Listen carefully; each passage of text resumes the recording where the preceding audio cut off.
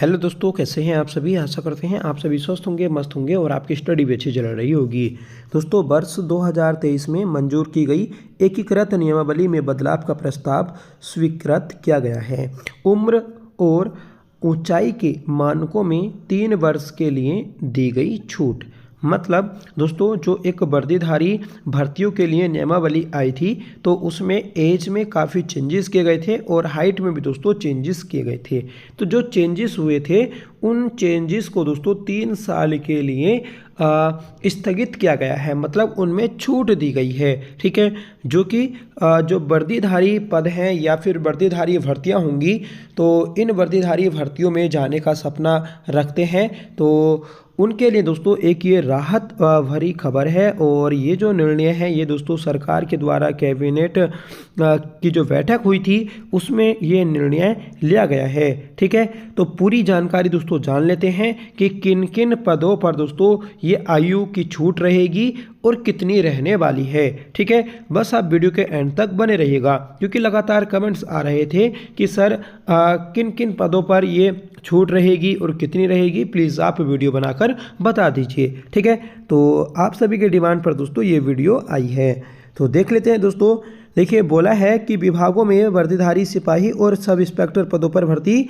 पुराने नियमों के अनुसार होगी। ठीक है, देखिए जो सब इंस्पेक्टर की भर्ती होती है तो ये दोस्तों आपके पुराने नियमों के अनुसार होगी। मतलब पहले क्या था, पहले दोस्तों आपका सब इंस्पेक्टर के लिए 21 से 28 साल एज हुआ करती थी। ठीक है, और इसमें फिर दोस्तों आपका बदलाव किया गया था, 21 से 40 साल कर दिया, 21 से 35 साल कर दिया गया था। ठीक है, तो इसे फिर से दोस्तों स्थगित किया गया और फिर से अपने पुराने नियमों के अनुसार इस पर भर्ती की जाएगी। ठीक है, कैबिनेट ने वर्ष 2023 में मंजूर एकीकृत नियमावली में बदलाव के प्रस्ताव को मंजूर किया है। इसके तहत 3 वर्ष के लिए नए मानकों से छूट दी गई है।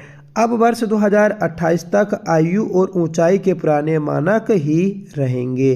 कार्मिक विभाग ने वर्दीधारी सिपाही पदों और वर्दीधारी उपनिरीक्षक पदों की सीधी भर्ती को वर्ष 2023 में एकीकृत नियमावली बनाई थी। इस एकीकृत नियमावली में कई पदों के लिए अधिकतम आयु सीमा बढ़ाई गई थी तो कई पदों के लिए आयु घटाई गई थी। इसके साथ ही अधिकतम ऊंचाई में भी कई बदलाव किए गए थे। ठीक है, जिसमें कुछ ऊंचाई घटी थी और किसी में ऊंचाई बढ़ी भी थी। ठीक है, इस नई व्यवस्था के कारण जिन पदों पर भर्ती की अधिकतम आयु घटाई गई थी उन पदों पर भर्ती में दिक्कत आ रही थी। अधिकतम आयु घटाने से लोग आवेदन नहीं कर पा रहे थे। ठीक है, तो इस पर 3 साल की आपकी छूट दी गई है। मतलब देखिए सीधा सीधा यहाँ पर ये बोला है कि जिन पदों पर आयु घटाई गई थी तो उन पर दोस्तों पुराने नियमों के अनुसार ही भर्ती होगी। ठीक है, और जिनकी आयु बढ़ाई गई थी तो वह आयु बढ़ी रहेगी। ठीक है, तो इससे दोस्तों सभी साथियों को एक बड़ी राहत मिलेगी और जो आपके आने वाले भर्ती एग्ज़ाम्स हैं तो उन सभी में दोस्तों आपको फिर से एक मौका मिलेगा। ठीक है, तो ये चीज़ थी। अब देख लेते हैं दोस्तों कि किसमें कितनी आयु रहने वाली है, उस पर भी नज़र एक बार मार लेते हैं। देखिए इसमें जो है आयु में बदलाव किया गया था और ये नए बदलाव हैं। जैसे बंदी रक्षक में 21 से 35 वर्ष के जो भी साथी हैं तो वह फॉर्म अप्लाई कर सकते हैं। उप कारागार में 21 से 42 साल तक फॉर्म भर सकते हैं। ठीक है, वन आरक्षी में 18 से 28 वर्ष तक फॉर्म भर सकते हैं। इसमें दोस्तों 18 से 25 वर्ष कर दिया गया था। ठीक है, तो इसमें सुधार किया गया।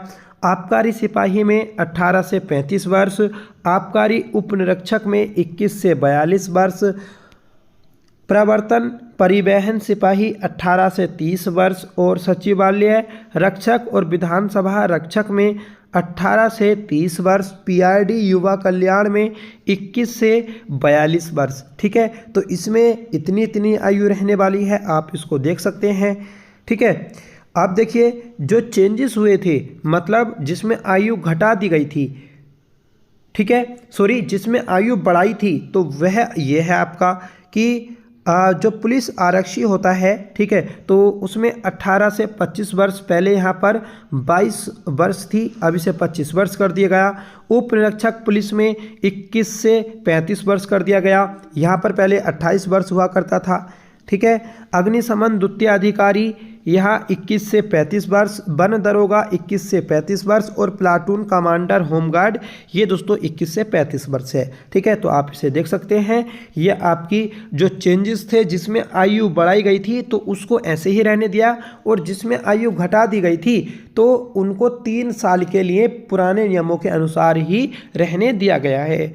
तो ये सभी के लिए एक बड़ी राहत है।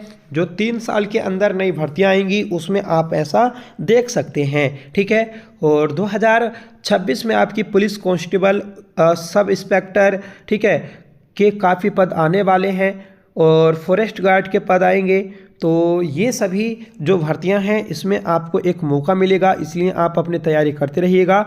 जो भी इस एज के अंडर आते हैं तो वह तैयारी ज़रूर करिएगा, और क्योंकि ये मौका बार बार नहीं मिलता तो इस मौके को अपने हाथ से ना जाने दें। ठीक है, बाकी आपका कोई भी डाउट रहे तो प्लीज़ आप कमेंट में पूछ सकते हैं, आपके कमेंट का जवाब ज़रूर दिया जाएगा।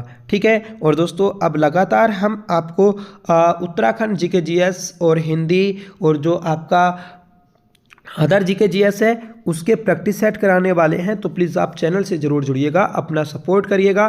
ठीक है, क्योंकि आपके सपोर्ट, आपके सहयोग, आपकी मदद से ही दोस्तों हम मोटिवेट होते हैं और आपको कुछ नया कराने की कोशिश करते हैं।